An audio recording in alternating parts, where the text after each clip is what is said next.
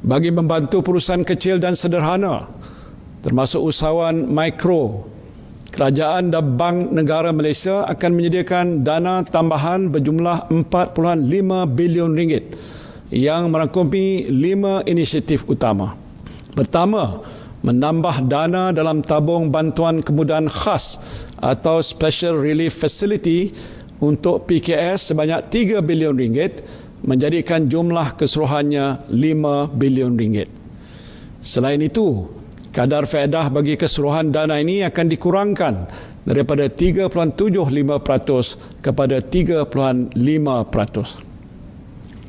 Kedua, meningkatkan saiz dana sebanyak 1 bilion ringgit kepada 6.8 bilion ringgit di bawah kemudahan semua sektor ekonomi bagi meningkatkan lagi akses pembiayaan kepada PKS.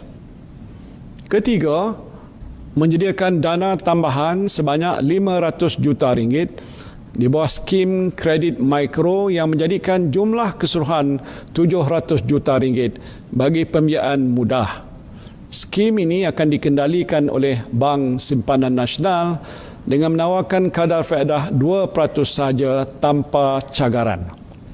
Syarat kelayakan pinjaman juga dilonggarkan dengan minimum 6 bulan operasi berbanding setahun operasi. Amaun pembiayaan juga ditingkatkan daripada maksimum RM50,000 kepada RM75,000 bagi setiap usahawan. Inisiatif ini adalah terbuka kepada semua usahawan mikro dalam semua sektor perniagaan, termasuklah pengusaha taska, operator bas dan teksi, industri kreatif dan peniaga di atas talian. Keempat, PKS yang mempunyai rekod perniagaan kurang daripada 4 tahun juga boleh memanfaatkan skim BIS Mula E dan BIS Wanita E, Syarikat Jaminan Kredit Malaysia Berhad CGC, untuk pembiayaan sehingga RM300,000.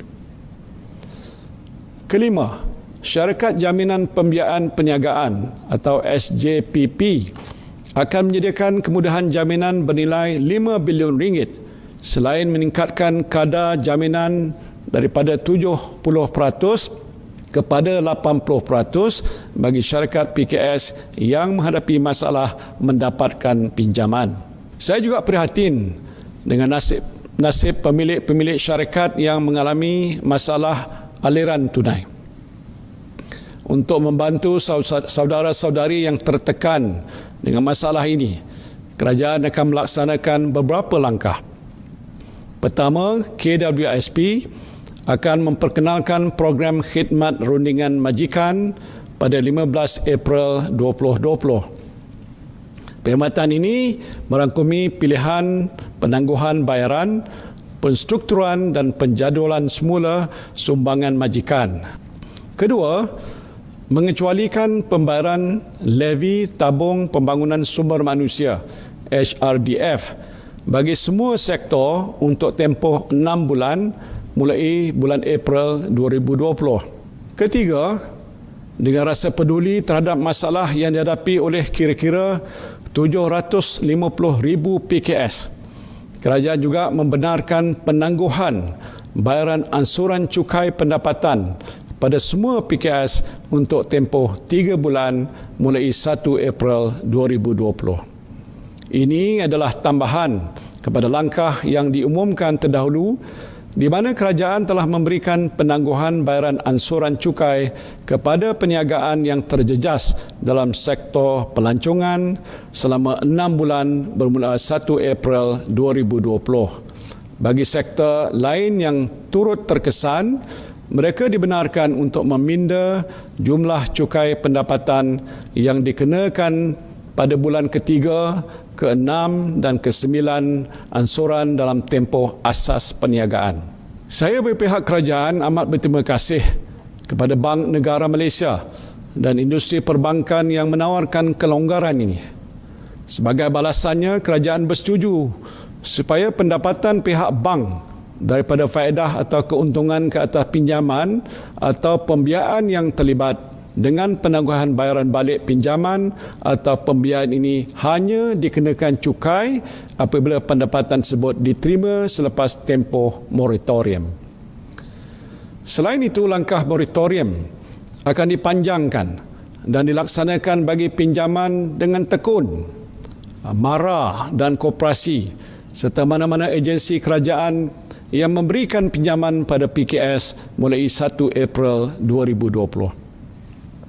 Bagi membantu usahawan B40 dan rakyat yang hilang mata pencarian, satu program keuangan sosial akan diperkenalkan dengan kerjasama antara institusi perbankan Islam, Majlis Agama Islam Negeri dan rakan-rakan pelaksana utama. Sumbangan keuangan sosial akan disalurkan dalam bentuk modal permulaan bagi usahawan mikro menggunakan dana zakat dan dipadan dengan pembiayaan mikro pada kadar yang berpatutan. Selain itu, kerajaan juga akan menyediakan kemudahan skim jaminan berjumlah 50 bilion ringgit dengan jaminan sehingga 80% daripada jumlah pinjaman bagi tujuan membiayai keperluan modal kerja. Skim ini akan diuruskan dan tertakluk kepada penilaian kredit oleh Dana Jamin. Kemudahan ini disasarkan kepada perniagaan yang berdaya maju dalam semua sektor yang menghadapi kesukaran akibat wabak COVID-19.